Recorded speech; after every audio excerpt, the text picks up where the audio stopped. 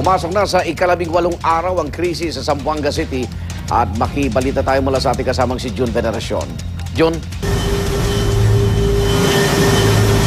Igan, magtatatlong linggo na nga itong operasyon ng militar laban sa mga rebeldeng MNLF dito sa lungsod ng Zamboanga. Pero hanggang ngayon ay hindi pa rin nila makuha-kuha ang pinaka-leader ng mga rebelde, si Ustadz Kabir Malik.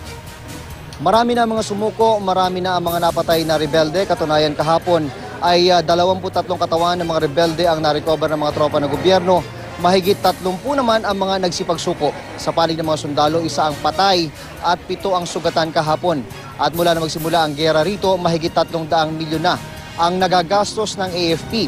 Halos katumbas yan ng economic losses ng Zamboanga City kada araw dahil sa gulo na ito.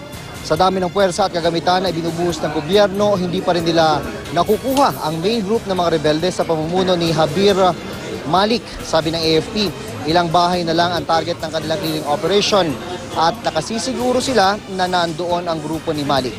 5 pa raw ang hawak na bihag ng mga rebelde kaya maingat pa rin daw ang mga sundalo. Mapanganib din daw ang lugar para sa mga sundalo kaya hindi sila basta-basta makalapit sa mga rebelde. May reassessment daw na ginagawa ngayon ng militar. Sabi ni AFP spokesman Lieutenant Colonel Ramon Zagala, lumalabas na 300 to 400 na mga rebelde nga ang nakapasok sa lungsod. Yan ay kung pagbabasehan ang bilang ng mga naaresto, sumuko at mga napatay na rebelde.